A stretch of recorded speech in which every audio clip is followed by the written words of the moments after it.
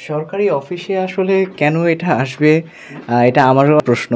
আমরা শুনেছিলাম যে এরকম কিছু একটা আছে। সত্যি কথা বলতে সেটা যে এইরকম অবস্থা বা এরকম কিছু আমাদেরও কল্পনার বাইরে ছিল। আমরা দেখতে পাচ্ছি সরিষার তেলের বোতল। এই বোতলের প্যাকেটটা হচ্ছে ওই গোপন রুমে।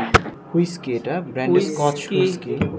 আমরা যেগুলো দেখতে পাচ্ছি অর্থাৎ এই উপদেষ্টার রুমে আমরা মদের বোতল পেয়েছি, হুইস্কি পেয়েছি এবং ওষুধও পাওয়া গিয়েছে। এরকমও পারিবারিক একেবারে কিন্তু ফ্যামিলি বাসার মতো সেটি কিন্তু দেখতে পাচ্ছি। সরকারি অফিসে আসলে কেন এটা আসবে? এটা আমারও আপনার মতো প্রশ্ন। যেখানে হচ্ছে এগুলো আসলে খুবই পার্সোনাল বিষয়। এক কথায় বলতে গেলে এগুলো মানুষের আসলে বাসায় থাকার কথা। যেটা হচ্ছে কেন অফিসে আছে সেটা আমিও বলতে পারবো না। তো যেটা ধারণা করা যেতে পারে যে উনি হয়তো কোনো ধরনের সম্পর্কে লিপ্ত ছিলেন এখানে। দ্যাটস ওয়াই হয়তো এইগুলো এখানে এসেছে। অফিসের এটা এই সম্পর্কে কেউ জানতো না। যেটা হচ্ছে এটা আসলে গোপন কক্ষ আমরা নিজেরাও আসলে গতদিনই জানলাম। এবং এখানে এটার পেছনে যে কিছু চাবির মতো আছে, যেটা হচ্ছে একজন তালা চাবি যিনি রেডি করেন উনি সাধারণত এটা এখান থেকে এটা তালাটাকে রিভিল করেন এবং এটা সাধারণত লকটা ছোটান। এবং তারপর আমরা দেখতে পেয়েছি যে ভেতরে সাধারণত খাট ছিল। সত্যি কথা বলতে বিষয়টা আমাদের জন্য খুবই লজ্জাজনক। প্রতিষ্ঠানের একজন প্রধান, তাকে তো হচ্ছে সে তার মর্জি মতো প্রতিষ্ঠানের কাজ করবে, সেটাই স্বাভাবিক। সেখান থেকে আমাদের তো আর তদারকি করার কোনো সুযোগ বা তাকে হচ্ছে সাজেস্ট করার কোনো সুযোগ থাকে না। কিন্তু আমরা শুনেছিলাম যে এরকম কিছু একটা আছে। সত্যি কথা বলতে সেটা যে এইরকম অবস্থা বা এরকম কিছু, সেটা আমাদেরও কল্পনার বাইরে ছিল। তো লাস্ট যখন হচ্ছে এই জিনিসটা উন্মোচন হলো তখন সবার মতো আমরাও বিস্মিত হয়েছি এবং বর্তমানে হচ্ছে এটা আমাদের জন্য একটা বিব্রতকর অবস্থানে ফেলে দিয়েছে। কারণ এরকম একটা অফিসে হচ্ছে একজন সহকর্মী হিসেবে বলেন বা এই প্রতিষ্ঠানের মহাপরিচালক হিসেবে যিনি ছিলেন, তাকে হচ্ছে আসলে কারা তদারক করতো যে সব কিছুর মাঝখানে উনি এইরকম একটা কিছু করে ফেলেন। নিচ থেকে তো আমরা করতে পারি না, কিন্তু উপর থেকে যারা করছেন তাদের ব্যাপারটাও হচ্ছে আমার মনে হয় যে একটু চিন্তাভাবনা করা উচিত। এটা দেখেছেন এটা আমার বলার কিছু নাই। এটা আসলে এখন দেশের জনগণ বলবে যে এখানে কী হতো। এখন এই ধরনের ভিডিও দেখে আমরা আসলে নিজেরা ভাবমূর্তি সংকটে রয়েছি। আমার মনে হয় যে ভাবমূর্তি সংকটটা নিরসনের জন্য ওনাকে অতি সত্বর এই প্রতিষ্ঠান থেকে চাকরি থেকে অব্যাহতি দেওয়া হোক। কি আছে একটু আমরা দেখার চেষ্টা করব। যদি আপনারা একটু কেউ হেল্প করবেন ডয়ারটি খোলার জন্য একটু আমরা সরাসরি দেখানোর চেষ্টা করব। আসলে আমরা দেখতে পাচ্ছি সরিষার তেলের বোতল, অর্থাৎ এই বোতলের প্যাকেটটা হচ্ছে ওই গোপন রুমে, আর উপদেষ্টার রুমে হচ্ছে এই সরিষার তেলের বোতলটা রয়েছে। আর আমরা দেখতে পাচ্ছি যে এটি হচ্ছে এটার মধ্যে কি আছে, এগুলো কি?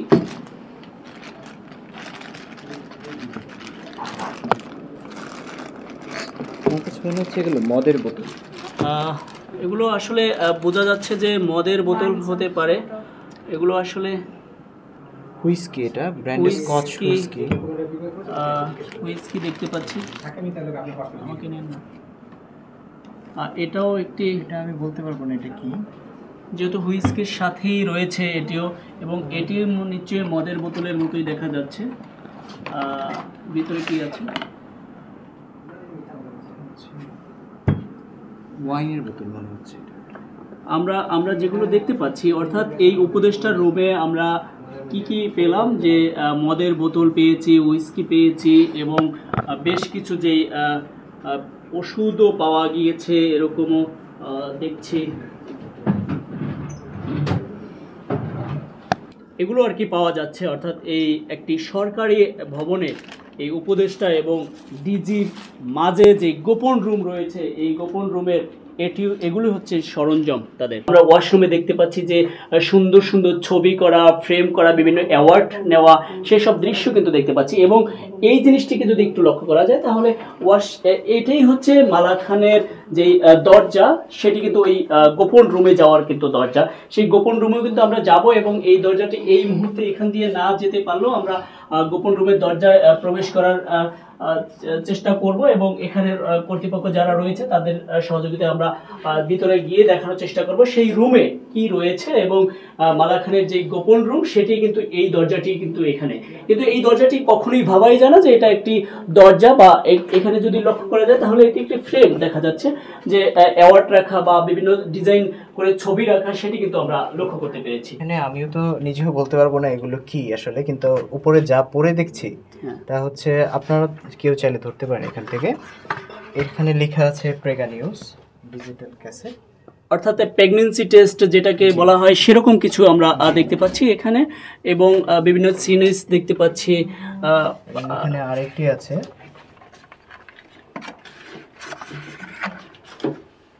এটি এখানে লেখা আছে এক ধাপে গর্ভধারণ পরীক্ষা মিড স্ট্রিম।